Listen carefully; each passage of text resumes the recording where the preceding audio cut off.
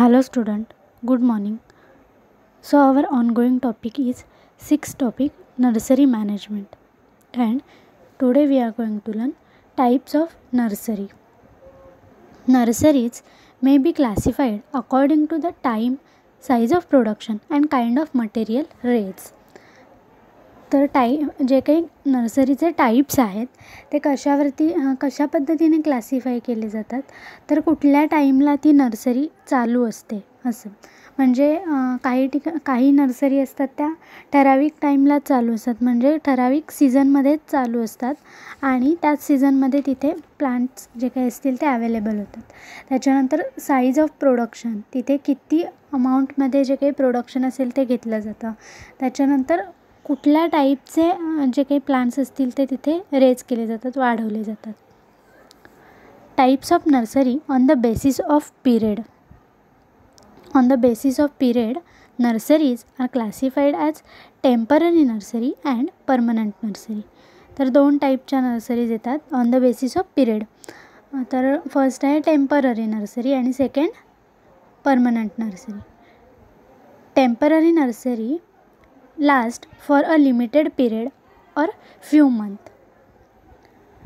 In this type of nursery, plants are raised for a specific requirement for a shorter period of time.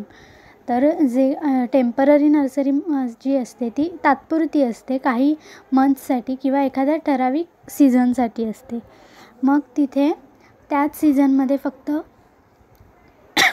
जे काही plants असतील ते वाढवले जातात आणि त्यांचं मग सेल वगैरे असेल तो केला जातो. Vegetable seedling, flower plant seedling और forest plant are raise in such type of nursery with specific objective. तर ह्याच्यामध्ये व्हेजिटेबल सीडलिंग्स वाढवले जातात. त्याच्यानंतर फ्लॉवर प्लांट्स जे असतील ते.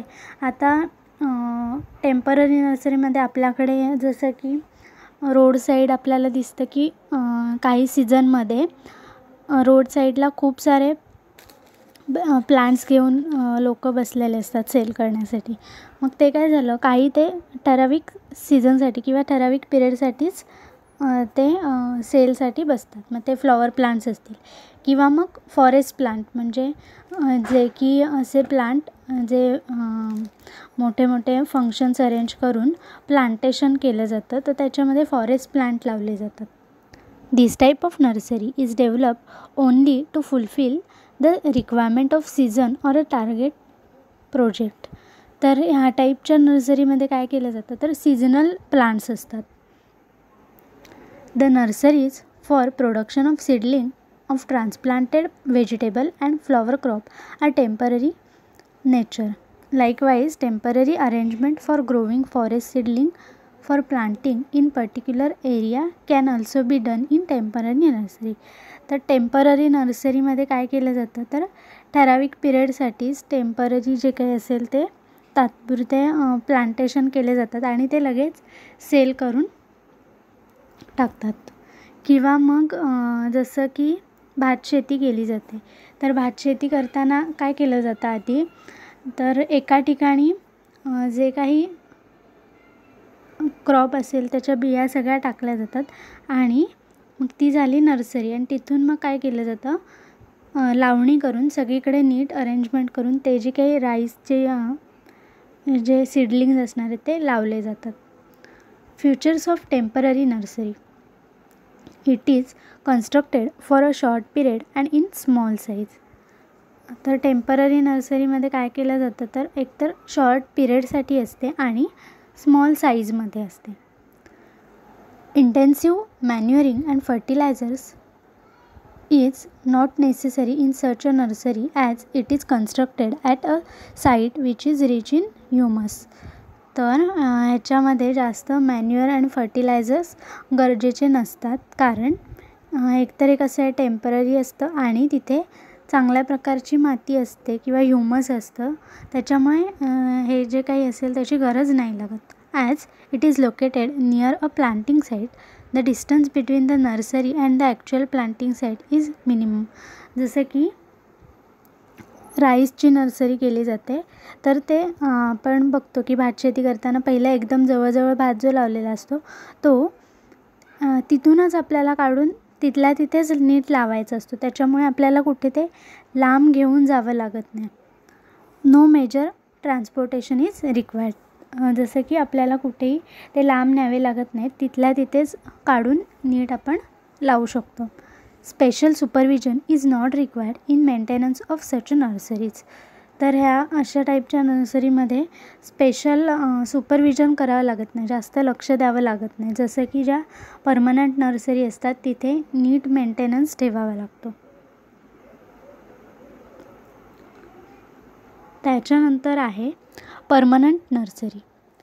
दिस type of nursery is established in such a type of permanent field for longer period.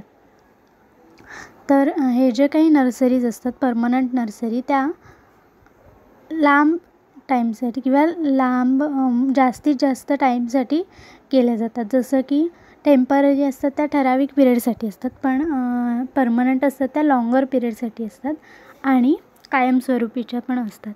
In such a type of nursery production of plant is done year after year, particularly to supply genuine planting material. For example fruit nursery. Okay, तर ह्याच्यामध्ये काय केलं जातं, year after year दरवर्षी planting करून plants तयार केले जातात आणि जे काही जेन्युइन प्लांटिंग मटेरियल असतं ते सप्लाय केलं जातं. These nurseries may be commercial nursery और small scale nursery. This type of nursery is placed permanently so as to produce plant continuously.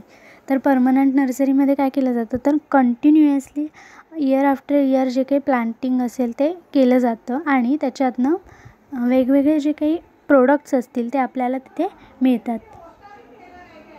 These nurseries have all the permanent features. The permanent nursery has permanent mother plant. The work goes on continuous round the year in the nursery. तर जे काही नर्सरीमध्ये काय असतात, mother plant असतात, म्हणजे मोठे मोठे प्लांट्स असतात आणि त्याचे छोटे प्लांट्स तयार केले जातात. मग कलम वगैरे बांधून छोटे छोटे प्लांट्स जे असतील ते तयार केले जातात. Okay, features of permanent nursery. It requires a large area and must be well connected by road. तर जी काही परमनंट नर्सरी असणार आहे त्याच्यासाठी जागा जास्त लागणार आहे आणि तिथे जाण्यासाठी रोडसुद्धा चांगले असणं गरजेचं आहे. सच type of nursery require intensive management and supervision. तर अशा टाईपच्या नर्सरीजमध्ये परमनंट नर्सरीजमध्ये खर्च जास्त असतो आणि सुपरविजनसुद्धा नीट लक्षसुद्धा द्यावं लागतं. High initial cost is involve in the establishment of such nurseries. तर जेव्हा आपण नर्सरी चालू करणार असतो तेव्हा काय करावं लागतं, तर आपल्याला स्टार्टिंगची जी कॉस्ट असते ती जास्त किंवा जे काही आपल्याला नर्सरी उभी करण्यासाठी लागणारा खर्च असतो तो खूप जास्त असतो. Permanent nursery comprises office, store, mother block, nursery bed, protected structure, irrigation source, electricity, transportation facility, packing yard, manure, cattle and machinery shed. तर परमनंट नर्सरीमध्ये वेगवेगळ्या काय काय गोष्टी गरजेच्या असतात. तर तिथे ऑफिस गरजेचं असतं, त्यानंतर स्टोअर, मग तिथे जर समजा जे काही प्लांट्स असतील त्याच्यातनं वेगवेगळे प्रोडक्ट मिळत असतील तर ते स्टोअर करता येण्यासाठी जागा पाहिजे, किंवा मग जे काही छोटे छोटी रोपं तयार केले ती ठेवण्यासाठी जागा असणं गरजेचं असणार आहे. त्याच्यानंतर नर्सरी बेड म्हणजे जे छोटे छोटे मातीचे गादी वाफे केले जातात किंवा मातीचा ढिगारा करून त्याच्यावरती जे काही प्लांटिंग असेल ते केलं जातं, तर ते सुद्धा गरजेचे असतात. त्याच्यानंतर मेन काय आहे तर इरिगेशन सोर्स. कुठेतरी आपण जाऊन जर नर्सरी चालू केली तर नाही चालू शकणार, तिथे पाणी नीट चांगल्या पद्धतीचं असणं गरजेचं असणं. आणि इलेक्ट्रिसिटी. तर इलेक्ट्रिसिटी कशासाठी, तर जे काही पाणी असेल ते आपल्याला सगळ्या प्लांटपर्यंत पोचवणं गरजेचं असणार आहे, त्याच्यासाठी इलेक्ट्रिसिटी गरजेची असणार. त्यानंतर ट्रान्सपोर्टेशन फॅसिलिटीसुद्धा तेवढीच इम्पॉर्टंट असणार आहे. ओके, तर हे काय झालं, temporary nursery and permanent nursery.